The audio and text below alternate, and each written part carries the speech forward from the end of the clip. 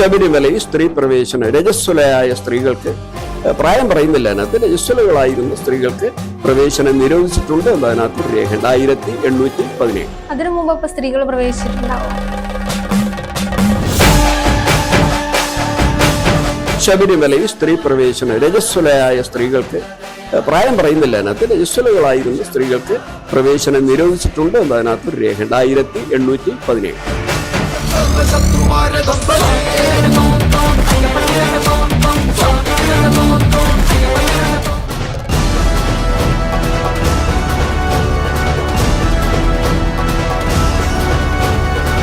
അമ്മയ്ക്ക് പ്രത്യേകം മുറിയാണ്, ഭക്ഷണം അവർക്ക് പ്രത്യേകം പാത്രമാണ്, അവർക്ക് പ്രത്യേകം വേഷമാണ്.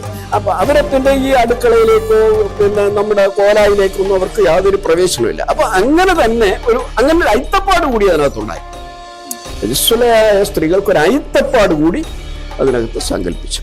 അപ്പൊ ഇങ്ങനെ പല പല കാരണങ്ങളാണ്. അപ്പൊ ഈ അയ്യപ്പൻ എന്ന് പറയുന്ന സങ്കല്പം എന്ന് പറയുന്നത് ബുദ്ധമതത്തിൽ തുടങ്ങി പ്രാദേശിക വികാരങ്ങളോടുകൂടി ചില ആചാരാനുഷ്ഠാനങ്ങളൊക്കെ കൂട്ടിച്ചേർത്തുണ്ടാക്കിയ ഒരു ദേവതയാണ് നമ്മുടെ ഒരു അയ്യപ്പൻ എന്ന് പറയുന്ന, ചാത്തൻ എന്ന് പറയുന്ന, പിന്നെ ശാസ്താവ് എന്ന് പറയുന്ന. ഈ 4 ശ്രേഷ്ഠ സത്യങ്ങൾ, ദുഃഖം, ദുഃഖകാരണം, ദുഃഖ നിവാരണം, അഷ്ടമാർഗം, ഇത് വിശ്വസിച്ച ആളുകളൊക്കെ ബുദ്ധനോടൊപ്പം കൂടി. ദേവന്റെ പേര് പറയുമ്പോൾ അത് ഒരു ബഹുമാന സൂചകമായി അയ്യനാർ. തമിഴ്നാട്ടിൽ 1000-ലേറെ അയ്യനാർ കോവിലുകൾ, ഇന്റർനെറ്റ് കിട്ടും, 1000-ലേറെ അയ്യനാർ കോവിലുകൾ. ഗുരുവായൂരപ്പൻ, ഏറ്റുമാനൂരപ്പൻ, വെക്കത്തപ്പൻ, ബായില്ല കുന്തലപ്പൻ, വെളിയന്നൂരപ്പൻ തുടങ്ങി നിരവധി അപ്പന്മാരാണ്. നമുക്ക് ദൈവങ്ങൾ എന്ന് പറയുന്ന ആൺ ദൈവങ്ങളല്ല അപ്പന്മാരും, പെൺ ദൈവങ്ങളല്ല അമ്മയാണ്. ആറ്റുകാലമ്മ, ചക്കുളത്തമ്മ എന്നൊക്കെ പറഞ്ഞു.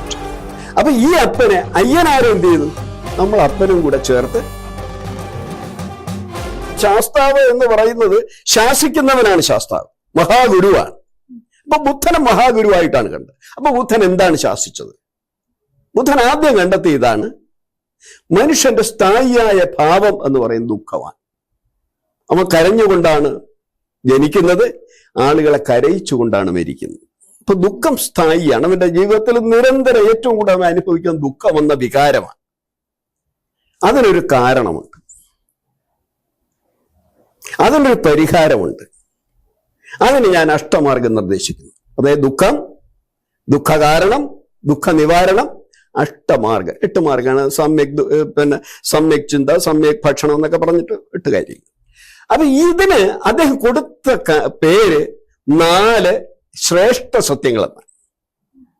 അന്ന് വാമൊഴിയായി പ്രചരിച്ചിരുന്ന ഒരു ആര്യ ശബ്ദമാണ് ശ്രേഷ്ഠൻ എന്നുള്ളത്. 4 ശ്രേഷ്ഠ സത്യങ്ങൾ. അപ്പൊ ഈ 4 ശ്രേഷ്ഠ സത്യങ്ങൾ, ദുഃഖം, ദുഃഖകാരണം, ദുഃഖ നിവാരണം, അഷ്ടമാർഗം, ഇത് വിശ്വസിച്ച ആളുകളൊക്കെ ബുദ്ധനോടൊപ്പം കൂടി. ഇവരെ പൊതുസമൂഹം ആര്യന്മാരെന്ന് വിളിച്ചു. ആര്യ സത്യങ്ങൾ കൊണ്ടു നടക്കുന്നവരെ ആര്യന്മാരെന്ന് വിളിച്ചു. പക്ഷേ ഈ ബുദ്ധൻ സ്വീകരിച്ച എല്ലാ മതങ്ങളും ഓരോ ഭാഷ, ദേവഭാഷയായി അല്ലെങ്കിൽ അവരുടെ ഔദ്യോഗിക ഭാഷയായി സ്വീകരിച്ചിട്ടുണ്ട്. ഇപ്പൊ നമ്മൾ പിന്നെ യാഗസംസ്കൃതിയിലുള്ള ആളുകൾ സംസ്കൃതത്തിനെയാണ് സ്വീകരിച്ചത്. ബുദ്ധൻ അതുപോലെ സ്വീകരിച്ചൊരു ഭാഷ എന്ന് പറയുന്നത് പാലിയാണ്. പാലി സംസ്കൃതത്തിന്റെ പ്രാകൃത രൂപമാണ്. അതിനകത്ത് ആര്യൻ എന്നല്ല പറയുക, അജ്ജൻ എന്നാ പറയുക. രാ എന്ന അക്ഷരം അതിനില്ല, അജ്ജൻ എന്നാ പറയുക. അങ്ങനെ ആര്യൻ അജ്ജനായി. ഈ അജ്ജന്മാരാണ് നേരെ തെക്കോട്ട് യാത്ര ചെയ്യുന്നത്. അവർ തമിഴ്നാട്ടിലെത്തിയപ്പോ അയ്യനായി. അവിടെ ജാ ഇല്ല, അതുകൊണ്ട് അയ്യനായി. ഇത് കേരളത്തിനും ബാധകമാണ്. കാരണം പഴയ ഇന്ന് നമ്മൾ കാണുന്ന കേരളം പണ്ട് ഈ പറഞ്ഞ കാലത്തില്ലായിരുന്നു. ഇന്ന് പറയുന്ന കേരളമൊക്കെ രൂപക്കെട്ടിട്ട് വളരെ അടുത്ത കാലത്ത് 56-ലേക്കാണ് കേരളം തന്നെ സംസ്ഥാനം തന്നെ ഉണ്ടാകുന്നത്. 56. അപ്പൊ അതിനു മുമ്പ് വടവെങ്കിടം, തെൻകുമരി, കുണകടൽ, കൊടകടൽ എന്നാണ് അതിന്റെ. വടവെങ്കിടം, വടക്ക് വെങ്കിടഗിരി എന്ന് പറയും നമ്മുടെ തിരുപ്പതി. തെൻകുമരി, തെക്ക് കന്യാകുമാരി. കുണകടൽ, കുണക്ക് കിഴക്ക് ബംഗാൾ ഉൾക്കടൽ. കുടകടൽ, കുടക്ക് പടിഞ്ഞാറ് അറബിക്കടൽ. ഇതിനിടയ്ക്ക് വരുന്ന പ്രദേശമാണ് തമിഴകം. ഈ തമിഴകത്തിന് ഒരൊറ്റ ഭാഷ ഉണ്ടായിരുന്നുള്ളൂ, പഴയ പൂർവ്വദ്രാവിഡം എന്ന് പറയുന്ന ഭാഷ. ഈ പൂർവ്വദ്രാവിഡത്തിൽ നിന്നാണ് പിന്നീട് ആദ്യം തെലുങ്ക് പിരിഞ്ഞുപോയി, പിന്നീട് കർണാടക പിരിഞ്ഞുപോയി, അവസാനം പിരിഞ്ഞു വന്നത് മലയാളമാണ്. തമിഴിൽ നിന്ന് പിരി അവസാനം വന്നു. അപ്പൊ ഇന്നത്തെ തമിഴല്ല, പൂർവ്വദ്രാവിഡം എന്ന് പറയുന്ന പഴന്തമിഴ്. അപ്പൊ ഒറ്റ ഭാഷയായിരുന്നു ഈ ശ്രീബുദ്ധന്റെ ഒക്കെ കാലത്ത്, അശോകന്റെ ഒക്കെ കാലത്താണ്.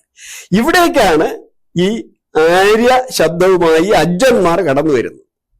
ഈ അജ്ജൻ അയ്യനായി. ഈ അയ്യൻ എന്നുള്ള പദം നമ്മൾ തമിഴ്നാട്ടിൽ ചെന്ന് നോക്കൂ. നമ്മൾ എന്താ പറഞ്ഞാലും വളരെ ബഹുമാനവും അയ്യ ഉക്കാര് എന്നാ പറയുക. അയ്യൻ എന്നുള്ള ഒരു അങ്ങനെ സങ്കല്പം എപ്പോഴുണ്ട്. അതുപോലെ തന്നെ പിതാവിനെയും പിതാമഹനെയൊക്കെ അവർ അയ്യൻ എന്ന് പറയാറുണ്ട്. ഈ അയ്യൻ ദേവന്റെ പേര് പറയുമ്പോൾ അത് ഒരു ബഹുമാന സൂചകമായി അയ്യനാർ. തമിഴ്നാട്ടിൽ 1000-ലേറെ അയ്യനാർ കോവിലുകൾ ഇന്റർനെറ്റ് കിട്ടും. 1000-ലേറെ അയ്യനാർ കോവിലുകളുണ്ട്. ഈ അയ്യനാരെ കൊണ്ടാണ് ഈ തമിഴ് കച്ചവടക്കാർ ഇങ്ങോട്ട് വരുന്നത്. അപ്പൊ ചോദിക്കും, അയ്യപ്പനിൽ നമ്മൾ ഇതുവരെ എത്തിയില്ല, ഇനി അയ്യപ്പനിലേക്ക് വരണമെങ്കിൽ അതിനെ അവിടെ നിർത്തണം. തമിഴര് അയ്യനാർ അവിടെ നിൽക്കട്ടെ, നമുക്ക് കേരളത്തിലേക്ക് വരാം. കേരളത്തിലെ വലിയ ആൺ ദൈവങ്ങളെല്ലാം അപ്പന്മാരെന്ന് അറിയപ്പെടുക. ഗുരുവായൂരപ്പൻ, ഏറ്റുമാനൂരപ്പൻ, വൈക്കത്തപ്പൻ, വായില്ല കുന്തലപ്പൻ, വെളിയന്നൂരപ്പൻ തുടങ്ങി നിരവധി അപ്പന്മാരാണ്. നമുക്ക് ദൈവങ്ങളെന്ന് പറയുന്ന ആൺ ദൈവങ്ങളല്ല അപ്പന്മാരും, പെൺ ദൈവങ്ങളല്ല അമ്മയാണ്. ആറ്റുകാലമ്മ, ചക്കുളത്തമ്മ എന്നൊക്കെ പറഞ്ഞിട്ട്. അപ്പൊ ഈ അപ്പനെ അയ്യനാരും എന്ത് ചെയ്തു? നമ്മൾ അപ്പനും കൂടെ ചേർത്ത് അയ്യപ്പനാക്കി. ഈ അയ്യപ്പന്മാരെ എന്ത് ചെയ്തു? അപ്പൊ ഈ അയ്യപ്പൻ പല മേഖലകളിലായി പലയിടത്തുനിന്ന് നമ്മൾ ഉൾക്കൊള്ളുകയാണ്. അയ്യപ്പൻ കാവുകൾ ഏകദേശം 1500-ലേറെ അയ്യപ്പൻ കാവുകൾ നമുക്ക് കേരളത്തിൽ അങ്ങോളം ഇങ്ങോളം കാണാൻ പറ്റും. അയ്യപ്പൻ കാവുകൾ പലതും കോൺക്രീറ്റ് ക്ഷേത്രങ്ങളൊക്കെ ആയി മാറിയിട്ടുണ്ട്. അപ്പൊ ഈ അയ്യപ്പൻ എന്ന് പറയുന്ന സങ്കല്പം എന്ന് പറയുന്നത് ബുദ്ധമതത്തിൽ തുടങ്ങി പ്രാദേശിക വികാരങ്ങളോടുകൂടി ചില ആചാരാനുഷ്ഠാനങ്ങളൊക്കെ കൂട്ടിച്ചേർത്തുണ്ടാക്കിയ ഒരു ദേവതയാണ് നമ്മുടെ ഒരു അയ്യപ്പൻ എന്ന് പറയുന്ന, ചാത്തൻ എന്ന് പറയുന്ന, ശാസ്താവ് എന്ന് പറയുന്ന ദേവത. എന്തുകൊണ്ടാണ് ഈ അയ്യപ്പന് സ്ത്രീ പ്രവേശനത്തോട് ആ ഒരു എതിർപ്പ് വന്നത്? അതെ, അപ്പൊ ഞാൻ ഈ കച്ചവടത്തിനെ കുറിച്ച് പറഞ്ഞല്ലോ. കച്ചവട ദേവനാണ്, ട്രേഡ് റൂട്ടാണ്. ഇപ്പൊ ഈ ട്രേഡ് റൂട്ട്, അതായത് ഈ നമ്മുടെ ഈ പഴയ കേരളം, പഴയ കേരളത്തിന്റെ ഒരു അതിർത്തി നമ്മൾ നോക്കുകയാണെങ്കിൽ, തിരുവിതാംകൂർ കൂടി അടങ്ങുന്ന കേരളത്തിന്റെ അതിർത്തി നോക്കുകയാണ്. ആലുവാമൊഴി മുതൽ വയനാട് വരെ ഉള്ള ഈ പശ്ചിമഘട്ടത്തിൽ 21 മലമ്പാതകൾ ഉള്ളതായി നമ്മുടെ ഫോറസ്റ്റ് ഡിപ്പാർട്ട്മെന്റ് സർവേയിലുണ്ട്, രേഖയിലുണ്ട്. 21 വഴികൾ. ഈ 21 മലമ്പാതകൾ മുറിച്ചിറങ്ങിയത് കാളപ്പുറത്താണ്, ചരക്ക് കൊണ്ടുവന്നതും പോയത്. അപ്പൊ അതില് കാളപ്പുറത്ത് ഇങ്ങോട്ട് കൊണ്ടുവരുന്ന തുണിയാണ്. നമുക്കിവിടെ തുണിയില്ല. നമ്മളത് പലരും പറയുമ്പോഴത്തേക്കിന് നമ്മൾ അത്ര മോശമൊന്നും അല്ല എന്നൊക്കെ പറയുമെങ്കിലും കേരളത്തിൽ പരുത്തി കൃഷി പ്രായോഗികമല്ല. 2 കാര്യങ്ങളാണ്. ഒന്ന്, നമുക്ക് 2 മൺസൂണുണ്ട്. 2 മൺസൂൺ ഉണ്ടായി പഞ്ഞ് ഉണ്ടകിട്ടിപ്പോ പഞ്ഞായിട്ട് നമുക്ക് എടുക്കാൻ കഴിയില്ല. രണ്ടാമത്തെ, നമ്മുടെ ലാറ്ററൈറ്റ് കലർന്ന മണ്ണാണ്. ഇവിടെ കരിമണ്ണിലേ ഇതുണ്ടാവുള്ളൂ. അതാണ് ഈ നമ്മുടെ മഹാരാഷ്ട്ര ഏരിയയിലാണ് ഇതിന്റെ ഒരു ശക്തമായ ഒരു ഇതൊക്കെ ഉള്ളത് ഇവിടെ. അപ്പൊ ഇവിടെ അത് ഉണ്ടാവില്ല. ഇവിടെ നഷ്ടമാണ്, കച്ചവടക്കാരനെ സംബന്ധിച്ച് നഷ്ടമാണ്. അപ്പൊ അതുകൊണ്ട് തന്നെ ഇവിടെ ഈ കൃഷി സജീവമല്ല. അതുകൊണ്ട് തന്നെ നമുക്കിവിടെ നൂൽപ്പോ അല്ലെങ്കിൽ ഈ നെയ്ത്തോ ആയ തനത് ജാതികൾ നമുക്കിവിടെ ഇല്ല. ഈ നെയ്ത്ത് പാരമ്പര്യ തൊഴിലായി സ്വീകരിച്ച സമൂഹം നമുക്കിവിടെ ഇല്ല. മറ്റു പല സമൂഹങ്ങളും കുടിയേറ്റ സമൂഹമാണ് പിന്നീട് നെയ്ത്തൊക്കെ എടുത്ത്. അപ്പൊ തുണിയും കൊണ്ട് വരും. ഇവിടുന്ന് കുരുമുളക് വാങ്ങിച്ചു തിരിച്ചു. ഇതെല്ലാം കാളപ്പുറത്താണ്. ഈ വനത്തിനിടയിലൂടെ പ്രതികൂല കാലാവസ്ഥ, വന്യമൃഗങ്ങൾ, കൊള്ളക്കാർ, ഇവരുടെ ഇടയിൽ കൂടി സ്ത്രീകൾ കച്ചവടത്തിന് നേതൃത്വം കൊടുക്കുകയോ സ്ത്രീകൾ അതിൽ ഇടപെടുകയോ ചെയ്യുന്നത് പ്രായോഗികമല്ല. ഇന്നത്തെ നിലയ്ക്കും, അന്ന് മാത്രമല്ല ഇന്നത്തെ നിലയ്ക്കും സ്ത്രീകൾ ഈ വനത്തിനകത്ത് കൂടി കടന്നു വരിക എന്ന് പറഞ്ഞാൽ ബുദ്ധിമുട്ടാണ്. അപ്പൊ അതുകൊണ്ട് തന്നെ പുരുഷന്മാർ മാത്രമാണ് ഈ കച്ചവടത്തിൽ ആദ്യകാലത്ത് ഏർപ്പെട്ടിരുന്നത്. നമുക്ക് രേഖ പരിശോധിച്ചാൽ അറിയാം. അപ്പോ അതിനെക്കുറിച്ച് നിരവധി രേഖകൾ, നമ്മളെ മതിലകൻ രേഖകളൊക്കെ ഉണ്ട് അതിനകത്ത്. മതിലകൻ രേഖ അറിയാമല്ലോ അല്ലേ? മതിലകൻ രേഖ. അപ്പൊ അതിലൊക്കെ ഇതുണ്ട്. അപ്പൊ പുരുഷന്മാർ മാത്രമാണ് ഈ തൊഴിലിൽ ഏർപ്പെട്ടിരുന്നത്, ഈ കച്ചവടം എന്ന് പറയും. അതായത് മാസങ്ങൾ കഴിഞ്ഞാണ് അവർ തിരിച്ചെത്തുക. അപ്പൊ അതുകൊണ്ട് തന്നെ സ്ത്രീകൾ ആദ്യം മുതൽ ഇതിൽ പങ്കുചേർന്നിരുന്നില്ല. പിന്നീട് അതൊരു ആചാരമായി മാറുകയായി.